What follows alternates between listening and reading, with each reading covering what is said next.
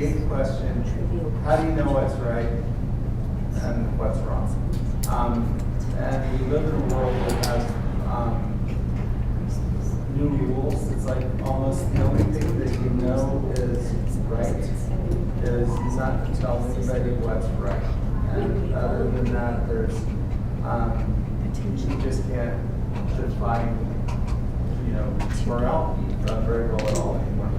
And so the verses that we looked at last week, first one, excuse me, was in Matthew 7, verse 12. And it says, whatever you wish that others would do, you do also to them, for this is the law of the prophets. And that verse kind of gets us kicked off with what I think is really the greatest of the theistic absolutes regarding what's right and what's wrong. That's essentially just we know what's right by considering our own desires as we think about what it is that we're going to do to or about or with other people. And so if we wouldn't want it done to us, we don't do it to other people. Sometimes I'm a little grouchy and I get one of those things where I want to fight about things, and so I'll think, well, I don't want it done to my kids. I shouldn't do it to other people. Then my kids got older, and I'm like, well, they need to take one or two on each end. And so I started thinking about the other little kids in the church, though. But it's the central ethic here is always act lovingly. In every situation, always act lovingly. And if we think about Christianity is not quite as bad as Judaism, and it's not nearly as bad as Islam when it comes to the idea of let's have rules for everything.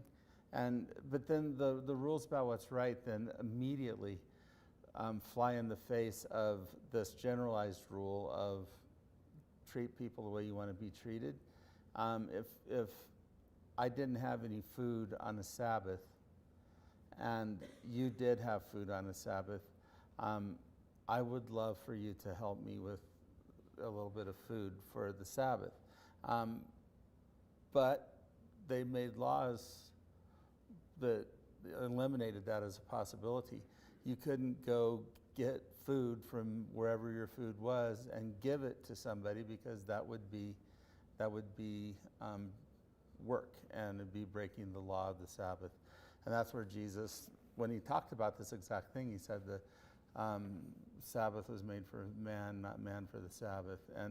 And that was just the biggest of the ethics. The second verse we looked at when we thought about some of this stuff is Acts 5:29. It says, Peter and the apostles answered, we must obey God rather than men. We started talking about this a little bit last week.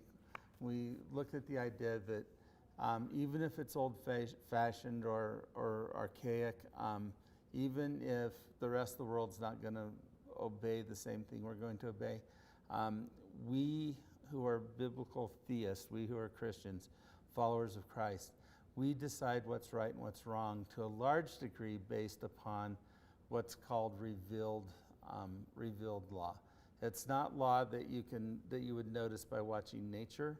It's law that we get from our sacred documents, and for us, that's the Bible. And so we believe that God put these laws into existence. In fact, one thing I didn't talk about last week that I don't, when you look at some of the other worldviews, almost all of them either believe in transcending whatever laws are there, and so you go above it, and you're not subject to laws.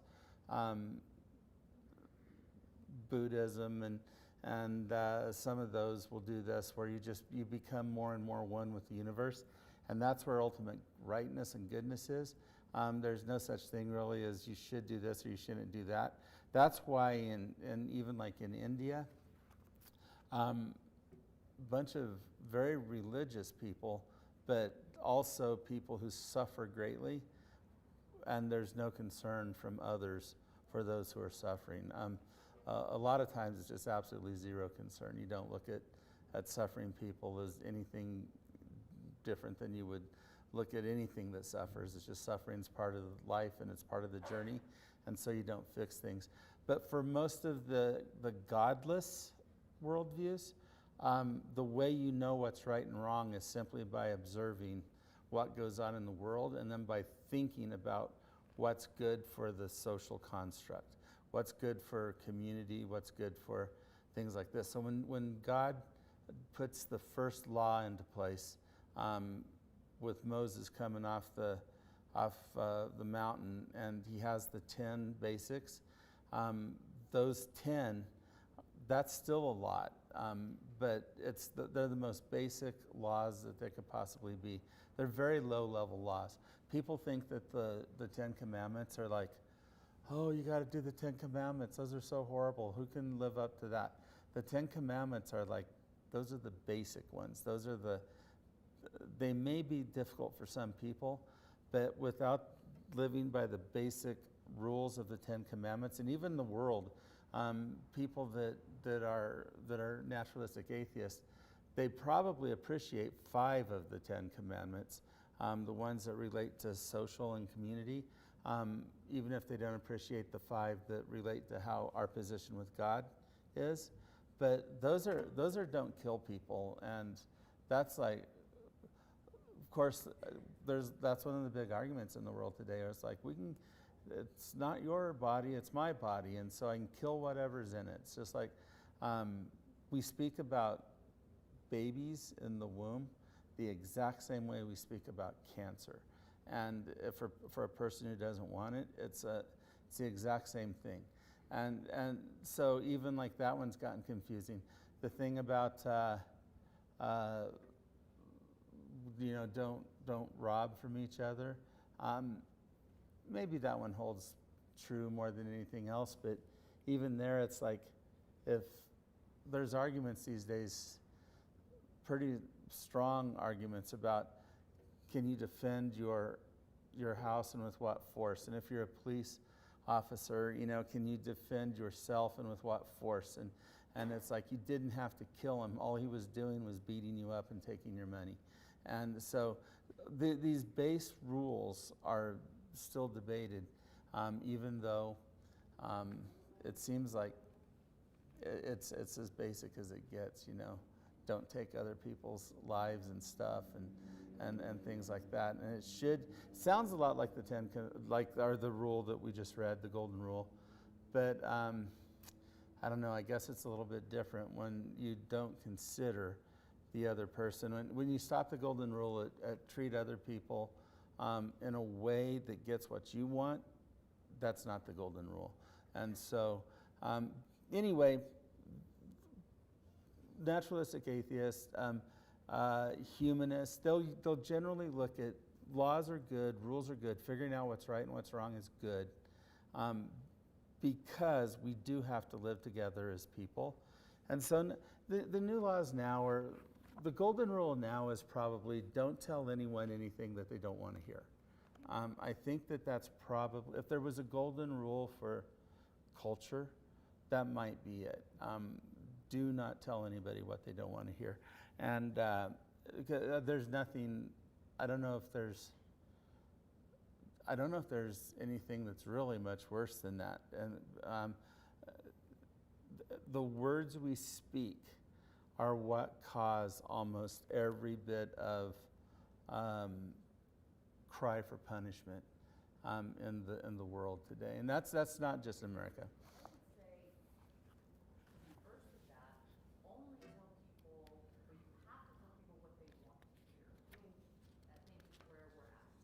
Yeah.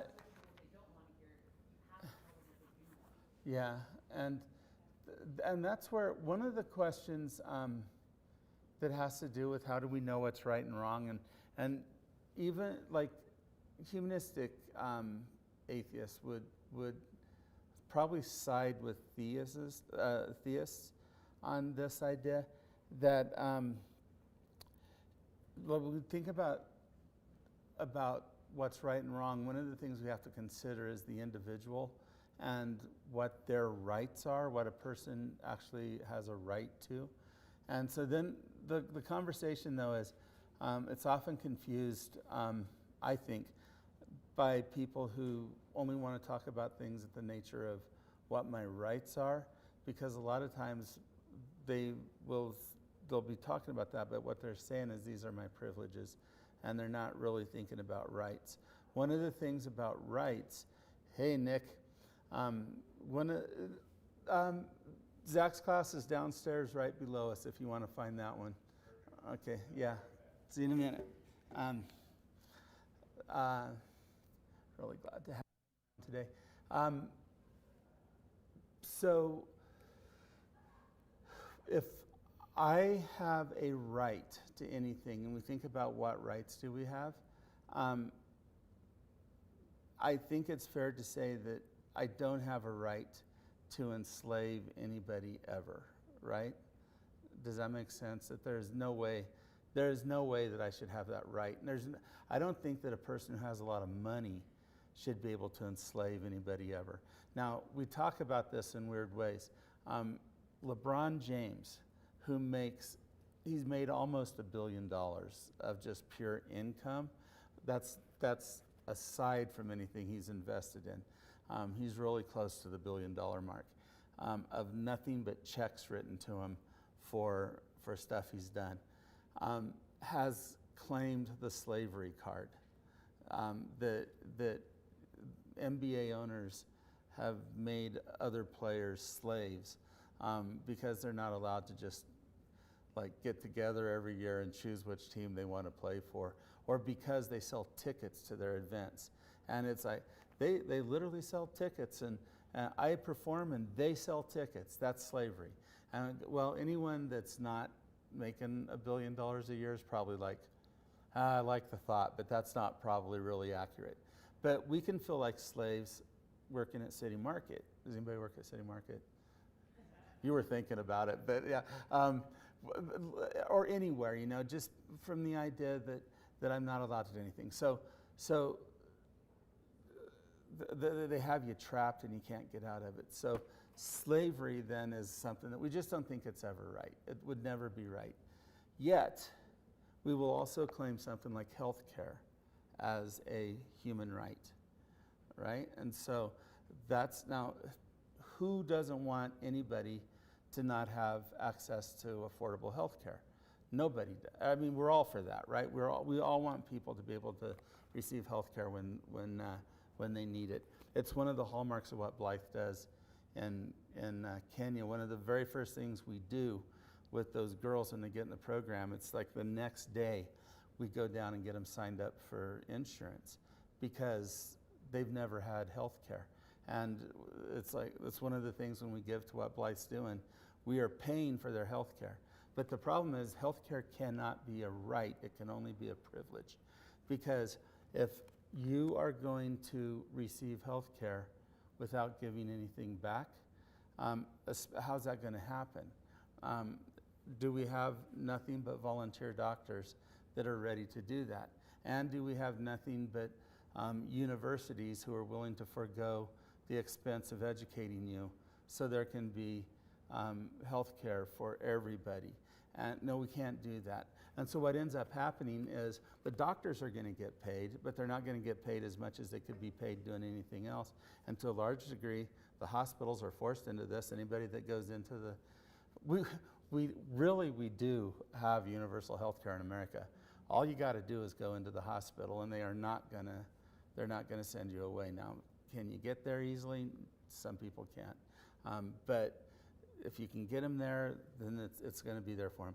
But somebody is always being yoked to the cost of that privilege, right? So it's not, universal health care cannot be a right. It has to only be a privilege. Now, we want people though to receive it.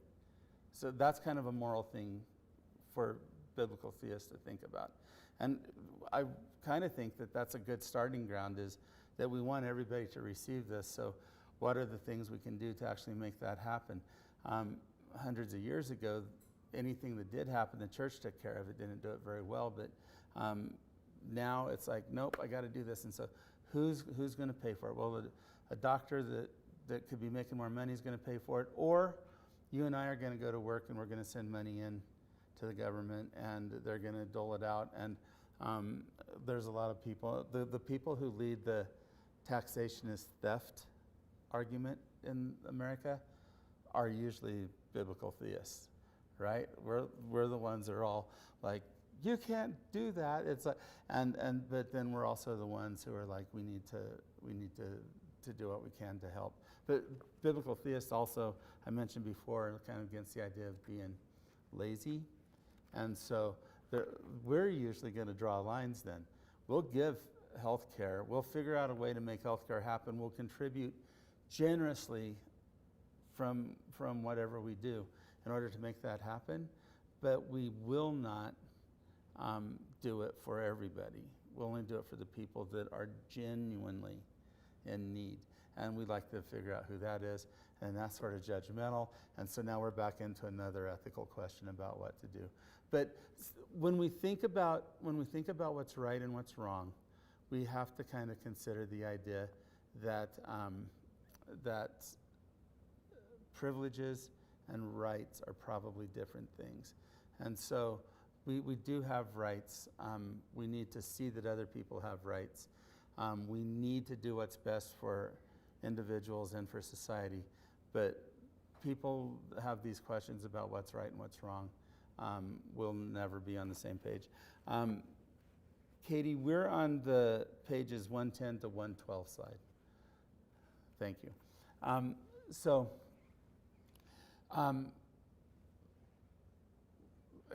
there any thoughts about that? I used one particular issue. There's a million. I tried. It's so easy to keep slipping into gender and abortion and things like that when you talk about these questions. But I don't know what else is going on in the world other than those things. It's like, is there a war? Yeah.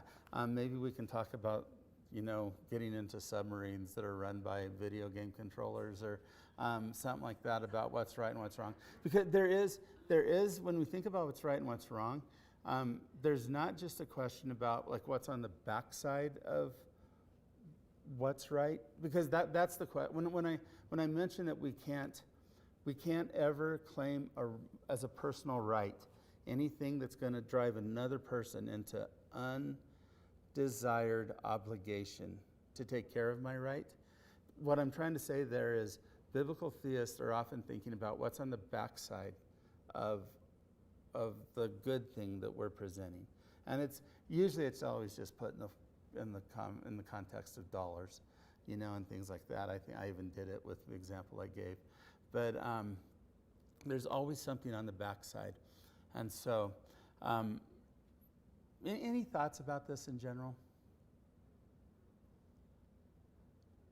Let's look then at the bottom of page 112. Do you guys? Nick and Serena, do you need a book? You got one, okay. On the bottom of page 112, I complained about this years ago. Yeah, if you've read this, you notice I try to be positive towards things, but I also rant a lot in these things. Yeah, I got to try hard. There's a new thing out there driving me crazy. And I said I know why it bugs me. I still know why it bugs me. I don't want to admit it. It's called virtue signaling, and it simply means I'm better than you. And I have had really, Steve Brown caught me almost 2 years ago, and he reframed my social media time. Whatever my thing is, the story is not very interesting to me on social media. What's interesting to me is the conversational thread. And I go straight to the conversations. And people start typing stupid things on my side and on other sides, and they're arguing and they're fighting. But I got so mad, and Steve caught me. I don't know how much time he spends on social media, but he goes, you were really on a roll yesterday. And I was like, what do you mean? I don't know how it works really, but like when I complain on somebody's thread, apparently other people out there that I know have access to my complaints. And there was a day where I just wrote, you're a virtue signaler. And I did it about 400 times. I copied it, and I was just like, virtue signaler, virtue signaler, virtue signaler, because I was just wanting them to know that I knew that they thought they were better than me. And every time, if anybody responded, they were like with righteous indignation about, they did care more about whatever the conversation was. And most of the stuff, it wasn't about like healthcare. It was about, LeBron James or something like that, who the Broncos have as their quarterback or whatever. And it's just like, virtue signaling, though, is the thing that happens today where any argument that's going to be sensible, and we're thinking about what's right and wrong, I believe that we really should be looking at what is actually right and what is actually wrong, and we need to try to figure that out. And of course, if you're dealing with a worldview that doesn't have any kind of locked-in connection to some imaginary God with a lightning bolt finger writing rules on tablets of stone, and then 3,000 year ago cultures writing those down and making everybody live by it. If you believe that that's nuts, you do not have any connection at all to trying to find truth based on what we call revealed knowledge, right? And so it's real easy to understand the divide between how people try to understand things. But I still think that we should be looking in our conversations for the best place to find common ground. And that's why, like, when you're talking about something that it's hard to have an absolute agreement between a theist and say a humanistic atheist about what's true about universal access to healthcare. It seems to me like it's a really good idea for each side to spend a couple minutes and say, look, these are the things that I really believe not only are true but are important. And you can do, these are the things that I really believe that are not only true but important. And you can say, which ones of them match? And you could, like, you go to, if you were pro-life or pro-choice at its very basic level, you could probably ask if you ask a pro-choice person, do you want babies to die? 5 years ago, nobody would ever say yes to that. Now, young people say yes to that question all the time, but they're just being mean and kind of lashing out. If you were to ask the pro-life person from the pro-choice perspective, do you want young women to be saddled with responsibility that they can't handle? Hopefully the answer there is no. That's not what we're looking for. But we get it, so we disagree. So instead of finding any common ground, we divide. You want to kill babies, and you want women to suffer, or to be oppressed at the very least, even if they're not suffering. And it's kind of important, I think, if we're going to find, any way we can work together to, you got to have common ground. And so we need to be looking for it. And that's kind of a moral thing, but you can't give up if you know something's true because it's been revealed to us as biblical theists. We don't get the option of throwing that away. Or if we do, we can throw that away, but we don't get to still hold to the title of being a biblical theist. We're something else at that point. We're probably a humanist at that point. And it's like, if you have a Christless religion, or if you have a Bible-less religion, Christianity, if it's without the Bible, if it's without Jesus, it's not Christianity. It can't, it doesn't get to be. So you got to figure out a way to talk to people on both sides. So this thing about virtue signaling, though, is a pain, because that used to be ours. That was totally our territory. Christians had this one locked up and nailed, and nobody else got to mess with it. You could walk up to a person, you could knock on a door. In the 1980s, I had to go visiting at Bookcliff, because that was the rule. That was what was right. On Tuesday nights, you went to visitation. And if you didn't go to visitation, you were just among the huddled masses that were coming to church on Sunday and taking up space, I guess. But if you went to visitation, you were all the way in. And you go to visitation, you could knock on a door of a person you do not know, and within minutes you could be telling them, you're a sinner and you're going to go to hell. And they would tell you, I know. I know I should be better, I should do better. And all it was from there was trying to talk them into coming to church. They knew they needed to. Nowadays, that's not the deal at all. That's like, you try that these days, telling somebody they're a sinner, they're not having any of that. Very few of them have anything to do with that kind of thinking. It was our ground. We held it as like, we're better than you. We were the virtue signalers. We were the ones that got to have that. And that's why I hate virtue signaling, because they took it from me. And it's like you're playing with my toy right there.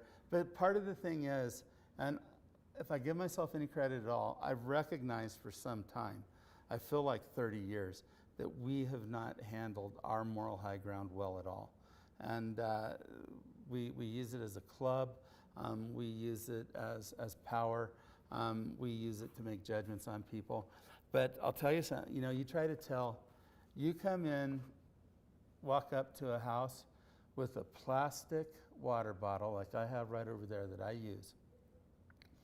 And you knock on that door and you're taking a sip of your water and you tell them that you're a sinner and they got a recycle basket by their doorway. They are not the sinner. We are. I am. I'm carrying that plastic like I don't even care. You know what I mean?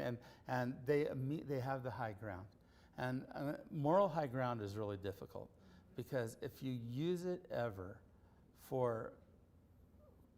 as an offensive weapon, that's not what good morals are about. And so I think one of the best things we can do with this whole question of how do we know what's right and wrong, one of the best things we can do is understand that our morality and our search for truth needs to be generous and compassionate and loving. And in fact, I kind of mentioned it before. If we want to, Jesus took all the rules and summed them up into this: love the Lord your God with all your heart, soul, strength, and mind. That's right. We know that nothing else. If I don't know anything else today, when I'm making a decision about what to do with the $5 in my pocket when somebody's asking for it, I need to know that. And then I need to know the next thing he says. The second rule is just like it: love your neighbor like as you love yourself. That makes it super easy. That puts the whole rule situation into the context of two real spots. You can start breaking it down from there, and that's kind of what is it to love God with my heart versus to love him with my mind. Probably now I got different things to think about, but I do know that that's going to be the good thing, and I'm not going to be in trouble there. The principle that I use, principles are great because principles sometimes will cause you to break a rule, right? You'll speed because you're taking somebody who's bleeding to death to the hospital. And you're not even going to, and police aren't even going to be mad at you for that when they find out what's going on, if you're driving somewhat safely. A principle can allow you to sometimes to value a rule less because of the principle involved. The principle that I would say that biblical theists need to hold on to tighter than anything else, the number one principle is, in every situation, act lovingly. And that takes in the heart of junction mentality of what love is. Love is meeting needs. And if we're doing that, we're doing the right thing regardless. Because sometimes doing the right thing means we've got to do the wrong thing, right? Does that make sense? You march in a parade or a protest. I've been reading about 1960s protesters, race protesters that go down in the South. And the book I was reading, it wasn't a book, it was an essay. And it was a long essay, but it was a series of stories about nothing but white protesters who went to march for civil rights, who were killed. And it was stories, but it's incredibly generous for a person to say, you know what, I'm not suffering, but you are, and your suffering is unfair and unjust. I kind of just appreciate that.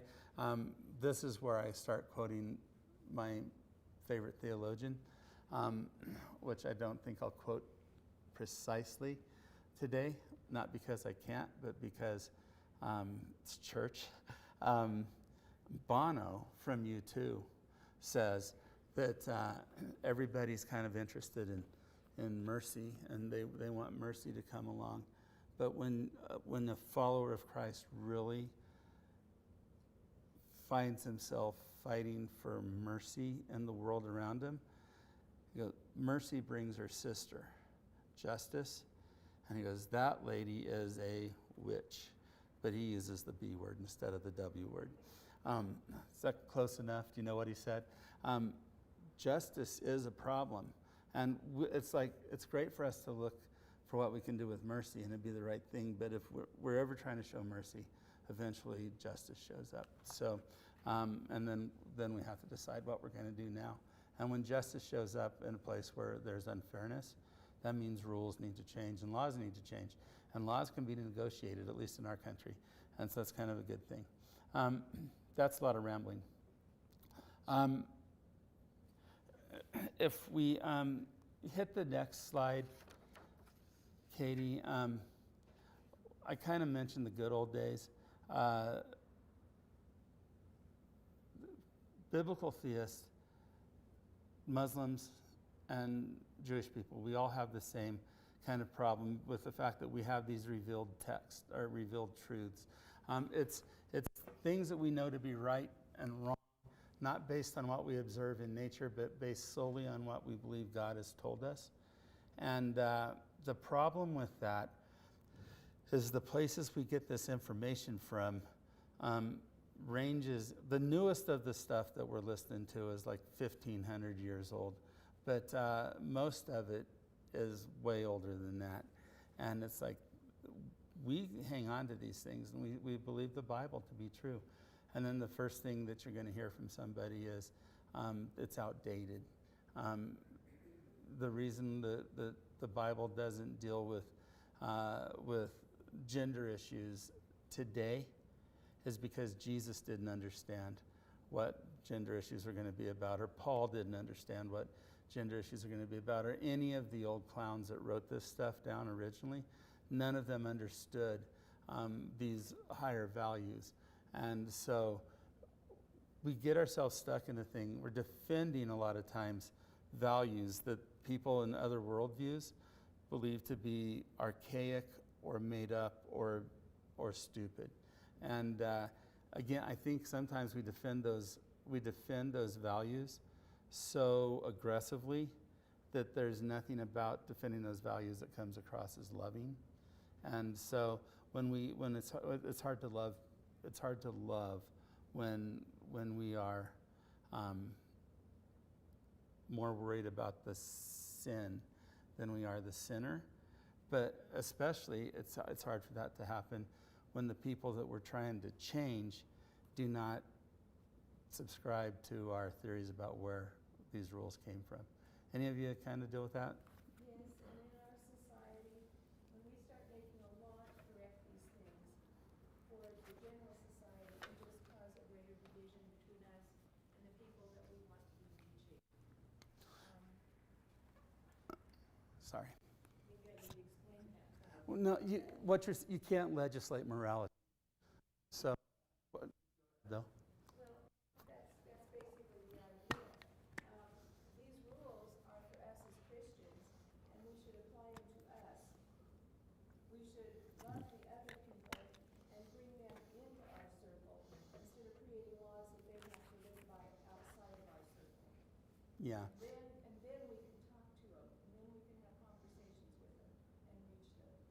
Yeah, and We had a lady in the church years back who, if there was a march about anything, she wanted us to all go do that march. yeah, And for some reason it turned me off, and it's taken me years to figure out why. And it's because it's choosing up sides and drawing a line that you're saying, step across, I dare you, you know? exactly. I remember, I've shared this before as an illustration in church, but not everybody's heard me share it. So The first time I figured that out was in the mid-'80s. I was still a student at Mesa College at that point. And it was Madeline Murray O'Hare came and spoke at the college. And there was the Christians did a good job that day. They got out and they protested in the form of a cross.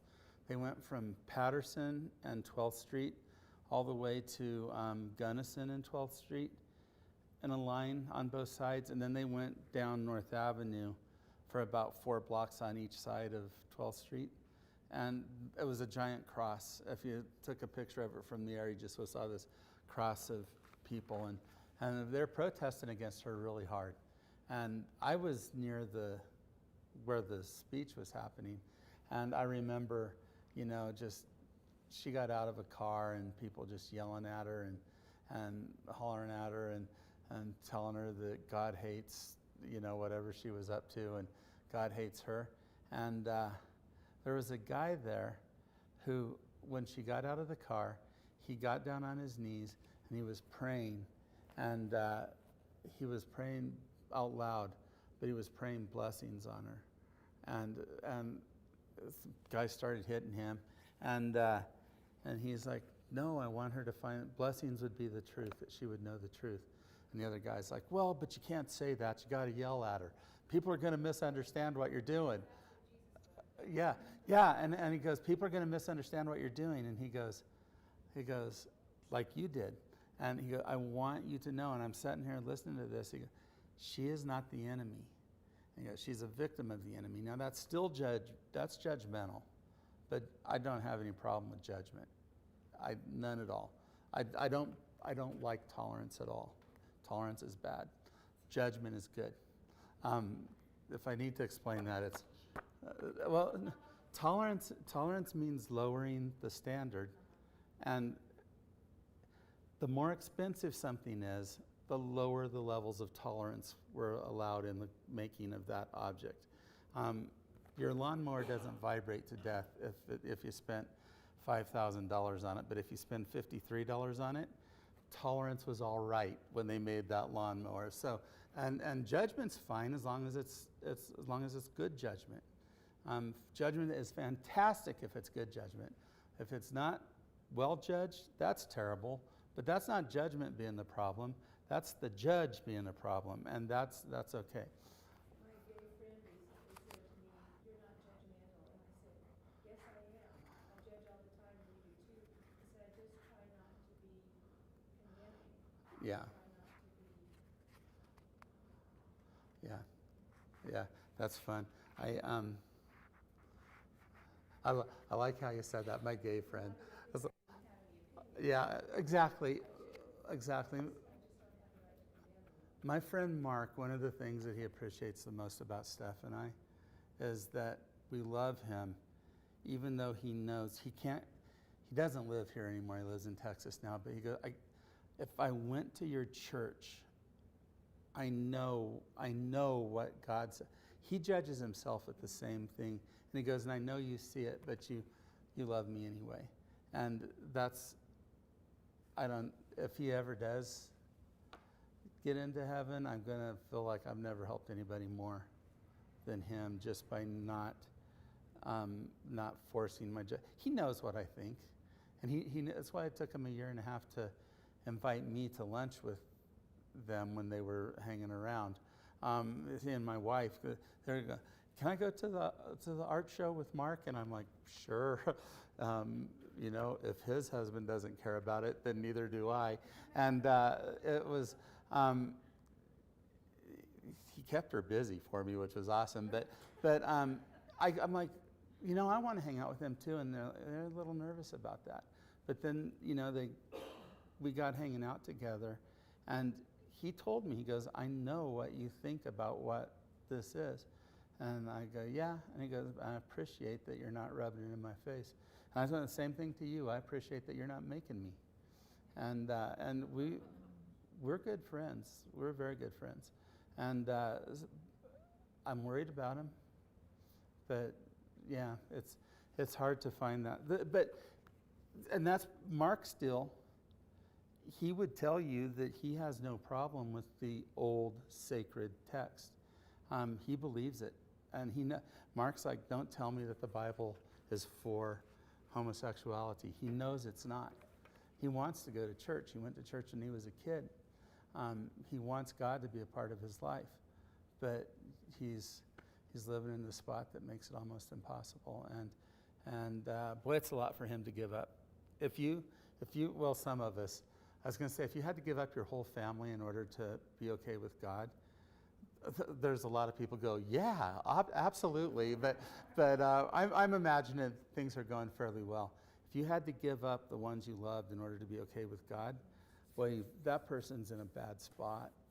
And the last thing I want to do is make that worse. But he's under complete conviction.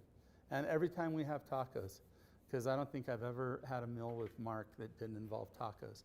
Every time we have tacos, he is still under that conviction.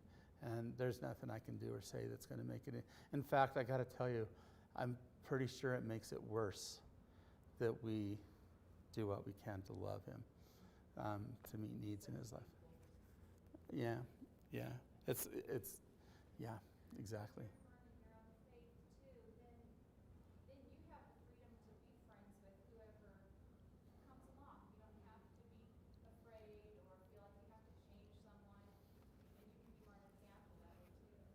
Yeah. And there's the problem with the moral high ground, is it's just still hard to do this, because you can't do it with everybody in the room without having a conversation with everybody in the room about exactly what's going on, because people will look and they'll make an assumption, and the assumption is this guy tolerates and loves sin. This guy's for sin. You can be an encourager without being a supporter. The word I want to use that I'm hesitating on is an empathizer. I'm empathizing with the person, but not with their thought. Yeah, I'm not affirming their thought life. I'm affirming them. I'm not affirming their values or their principles.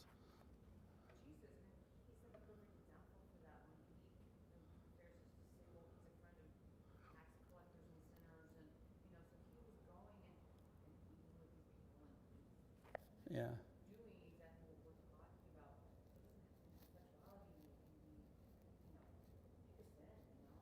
Yeah. Yeah. So it's. And one of the stories that I go to justify my own behavior in this, because I do. It's really weird. I am super, super conservative.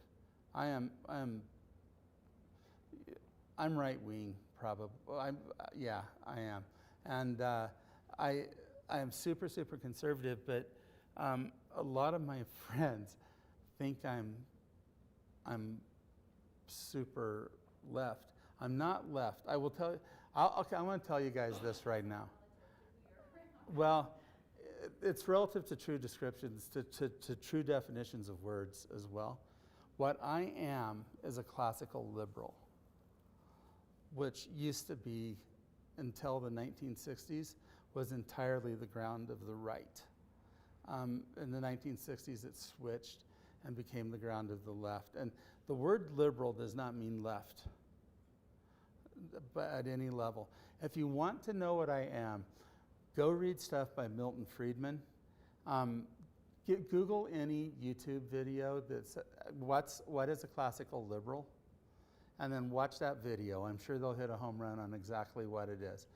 A classical liberal is a person who generally believes theistic values fit in with it really well, but they believe that people have the right to make their own decisions about things, which means I can't legislate morality, or I can't legislate moral values, which is kind of the trouble. It means that we believe in listening to the other person share their point of view and finding common ground. There's a lot of really good things about what it is to be a classical liberal, and That's what I am. But when I tell you that, I thought he was a conservative.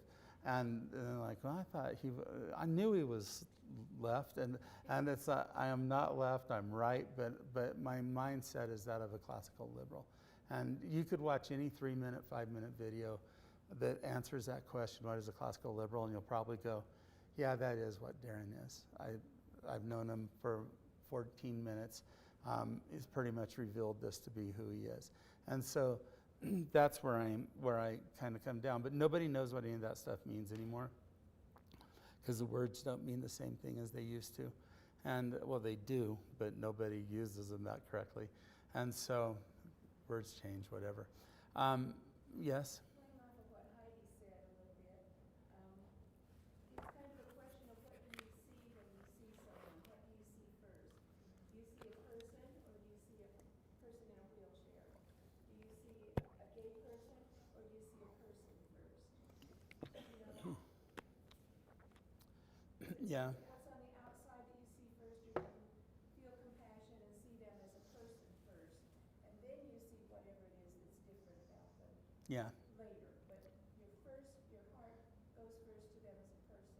And people who seek common ground, usually that is predicated by the fact that I see humanity here and I see humanity there. I told you guys, so this church is pretty evenly divided. I don't know if you guys know that or not.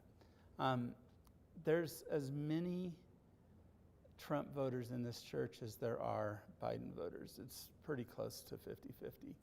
My whole job is to keep that from being a thing. And do you know how I do that? Do you observe what I do to do this? I constantly try to make your good interest or your good interest, and I'm like, did we divide right and left here today? I'm not sure. But those two sides, each side holds values that the other side can appreciate.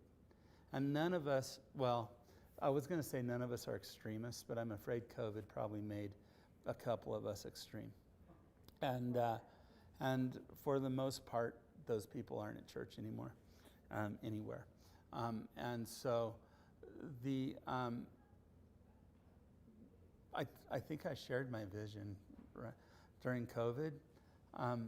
I don't have visions. I'm a Baptist, and I don't do that stuff. And so I couldn't even have a regular vision that was like, and then I saw a man walking out of the clouds, and I saw the clouds part. Mine can't do that. My vision was a cartoon, and I literally saw like a newspaper cartoon that was written. And one of the deals with when I have dreams and I wake up is they go away. I don't remember them at all. And but this woke me up, and it had to do with we lost power, and the power went out during COVID, which was awesome. And the power went out, and everything shut off. And then it was dark. It was the middle of the night, so Steph and I went to sleep.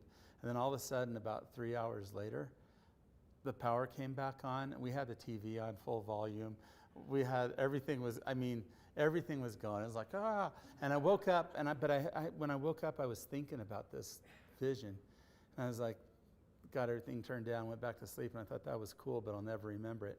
Woke up the next morning, and I remembered it. And I really do think it was a thing God was telling me or showing me. And the vision was a tightrope going out over a chasm, kind of into nothingness, but obviously crossing from a bad place to a better place. And this vision's not about me, it's about my job, okay? It wasn't about me being great, it's about my job, and I understood it that way. But I'm on the tightrope with one of the big balancing poles, and on each side are these big giant baskets, and each side has a bunch of babies in it. Little kids, babies and little people. And it was like, the baskets are kind of like these fish baskets that we used to have when I was little. They were kind of like a funnel shape.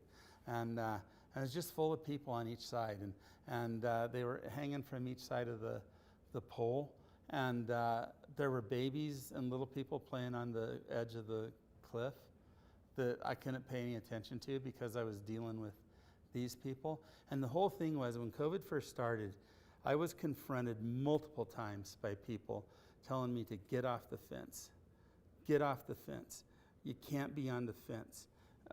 This is too important. And you're betraying people. And you know, and again, there are some people like, I need to protect you by getting you vaccinated. And there's other people that are like, I need to protect you by keeping you from being put under the thumb of the government and forcing you into something you don't want to do. And that argument, distancing or masks or anything that, at the time I think I was thinking about it was wearing masks and stuff. But both sides are trying to protect people. One side's saying that, trying to keep you from getting the virus, and the other side's saying, I'm trying to protect you from being stupid. Masks don't work. And don't be a sheep. And then they're both trying to protect people.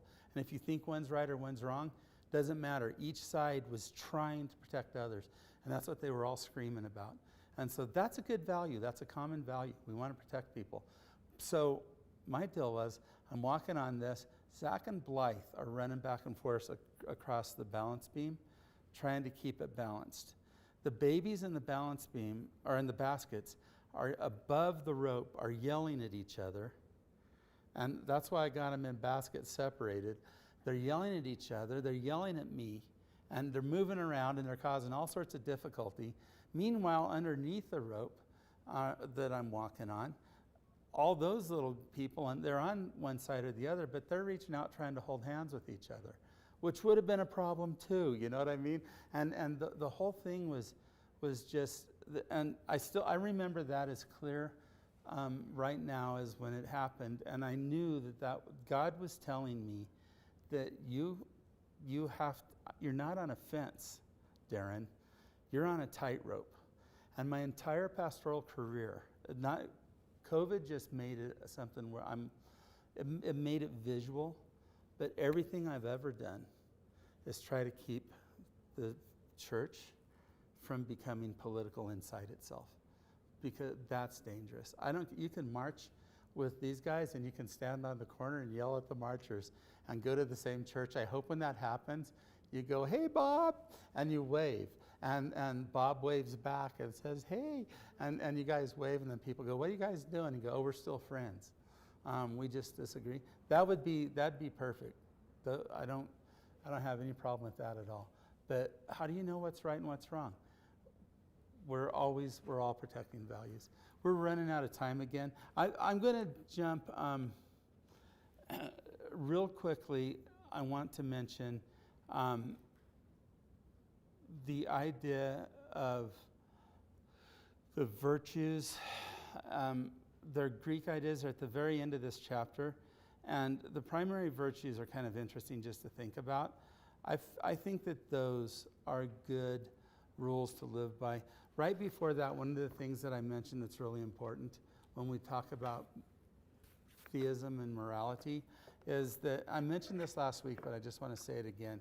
I wrote about it a little more distinctly at the end of the chapter than I did at the beginning. But theists have to be cognizant of the fact that our moral awareness is not interior. It's not from inside of us. A bunch of the other worldviews are going to say that that's exactly where your moral values come from. Follow your heart. Look inside yourself and figure out you'll know what's right or what's wrong if you look deeply inside. Theists believe that our moral compass is led and directed and pointed from something that's outside of ourselves, just like a real compass is. The compass isn't what's right. The compass just orients us towards what is right. And what is right is God. When you think about this moral compass thing and the external moral compass, if that is an interesting thing to you, read Mere Christianity, because the entire book of Mere Christianity is predicated upon the assumption that God is outside of us and that we respond to a truth that is beyond us. And it's kind of a neat thing, because he spends the first 3, 4, 5 chapters of really proving the idea that our sense of morality does not come from inside of us. It comes from outside of us. And that is, it's a really big thing. If you buy into that intellectually and never let it go, it's going to change a lot of your decision making right off the bat. You will know that when I'm responding to my feelings, you just intrinsically know that what I'm doing right now, according to what biblical theists believe, is literally not what biblical theists believe. If I'm like, I'm mad, so I'm going to wreak vengeance on those around me right now, your moral compass is telling you this isn't right. What you're doing right now isn't right. And that's part of the way that C.S. Lewis says that we know that this compass is outside of us, because what we don't want to do what we want to do is not the same thing as this stupid, irritating voice or feeling that's telling us that this is not the right thing. Don't run away right now. Stand up, do the right thing. So be really careful too not to make I have one of the posts in here that kind of fits with that virtue signaling thing, that don't make the mistake of thinking that nobody else can be good, can be a moral person if they're not a biblical theist. I've said it before, I think I said it last week. A guy named Dave Maley is the best person I've ever known. He was an atheist. I think he still is. And he's the best human being I've ever known, though. And don't make the mistake of thinking that people from other worldviews can't do good things. I saw a video on the actual news the other day of a 14-year-old boy standing on a street, and a little girl from the other side of the street just runs out into traffic, and this kid, without looking at and he was standing there because there was traffic, without looking, sprinted, got her to the other side. And without looking, and I do not know what his worldview was. I don't know where his faith was. I don't know anything about him, except the thing I do know is that person's first instinct was to save innocence. And I think that's an amazing thing. And if that person's not a biblical theist, I'm always big with the Mike Frost suggestion that we need to look at the touch of the Creator on the lives of those around us and find where they are amazing and where they're like God, because God's fingerprint is on everybody in this world. And so, I don't know, this chapter was way too big to handle in even 2 weeks. But thanks. All right. If you don't know Nick and Serena, they're behind you. Legendary in the lives of Heart of Junction. Serena, Nick is legendary, and you're amazing for being able to survive him. That's how, actually, Serena's legendary too. Serena she was our music leader for several years, and one time we had a family get married it was a Brady Bunch situation, and bunch of guys, bunch of girls, and they all got together. And when she played the recessional, do you remember doing that? You were able to play the Brady Bunch theme song and the processional at the same time, and people could hear it. So you did that. It was amazing. You did it. You're a legend in my own mind, at the very least. Thanks, guys.